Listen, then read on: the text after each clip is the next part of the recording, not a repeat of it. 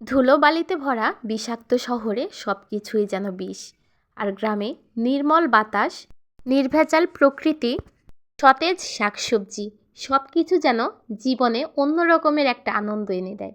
গ্রামেই যেন স্বর্গসুখ উপলব্ধি করতে পারা যায়। এবছর ছেলের পরীক্ষা শেষ হওয়ার পরে গ্রামে গিয়েছিলাম ছুটি কাটাতে। আর শীতের মৌসুমে পিঠাপুলি খেতে তো গ্রামে যেতেই হতো।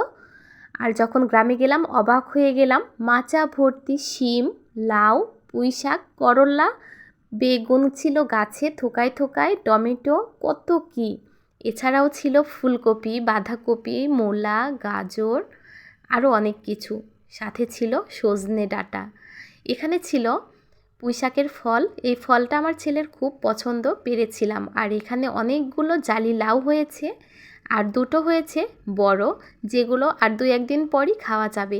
এর মধ্যে থেকে একটি লাউ পাড়া হয়েছিল কবুতর দিয়ে খাওয়ার জন্য। কবুতরের বাচ্চা দিয়ে কচি লাউ খেতে খুবই মজা। গাছে ছিল কান ভরা কলা। আর এই যে শিম, এই শিমগুলো কিন্তু অনেক বেশি টেস্ট, আর গাছের জিনিস তো অনেক ভালো লাগবে খেতে। এখানে ছিল সজনে ডাঁটার গাছ, গাছে ফুল চলে এসেছে। এটা 12 মাসি সজনে। আর এই যে ছোট্ট একটু মাচার মতো জায়গায় অনেক করল্লা ধরেছে, আর এখান থেকে প্রচুর করল্লা উঠানো হয়েছে। আমি যেহেতু শেষে এসেছি, গাছটা মরা মরা অবস্থা প্রায়। আর এখানেই ছিল পুঁই শাকের গাছ, এটা ছিল দেশি পুঁইয়ের গাছ। এখানকার ফল অনেক মজা খেতে।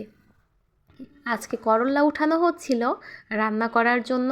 গাছে ছিল বেগুন, প্রতিটা গাছে 2-4টা করে বেগুন ছিল। এখানে শশার গাছও ছিল। আসলে গ্রামে থাকা মানেই একদম আল্লাহর আশীর্বাদ পাওয়া।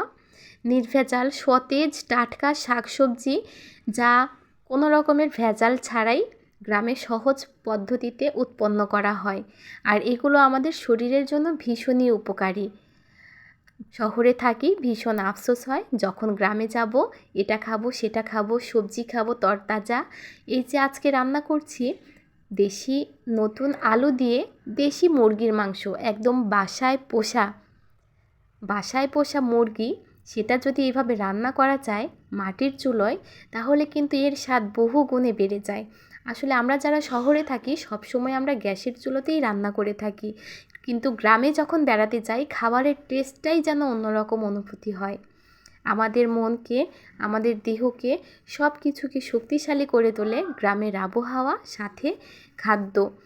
আর এই খাদ্য নির্ভেজাল হওয়ার কারণে গ্রামের মানুষেরা অনেক বেশি কাজে শক্তি পেয়ে থাকে। আর এই মুরগির মাংস রান্না হচ্ছে একদম সহজ পদ্ধতিতে, অল্প মশলায়, খুবই মজা।